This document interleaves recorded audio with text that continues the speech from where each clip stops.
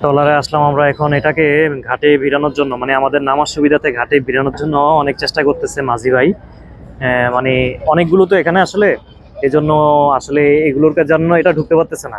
কারণ আমরা যদি এখানে নেমে যাই বা অন্যগুলো দিয়ে আসলে তীরে নামা সম্ভব হবে না। এই জন্য মূলত এটা ইয়ে করা হয়েছে। এটা হচ্ছে চাঁদপুর বড় স্টেশনে, ইলিশ ঘাটের পাশেই রয়েছি আমরা।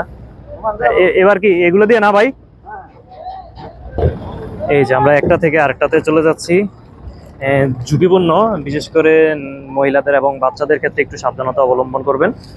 কারণ নৌকা দুলতে থাকে, দুলতে থাকলে আপনি একটু রিস্ক হয়ে যায়। ওই যে আমরা মূলত ওই জায়গাটাতে যাবো আর কি। এই যে দেখুন, উঠানামা করতেছে, কিন্তু অনেক সময় পা যদি বেতালে পড়ে সেক্ষেত্রে আপনি একেবারে নিচে পড়ে যাবেন। তো এই যে বিষয়টা সাবধানতা অবলম্বন করতে হবে।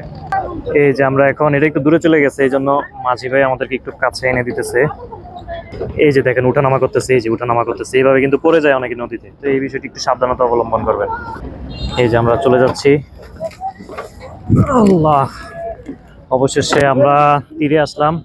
এই যে বড় স্টেশন, ইলিশ মাছের ঘাট, যেটা মাছঘাট বলে। এখানে আপনারা এসে ইলিশ সংগ্রহ করতে পারবেন ইলিশের মৌসুমে। এবং নৌকা বা ট্রলারে আসলে এই দিক থেকে আর কি আপনারা নেমে যাবেন। এই অংশটি দেখতে পাচ্ছেন। চাঁদপুর কিন্তু অনেক সুন্দর একটা শহর।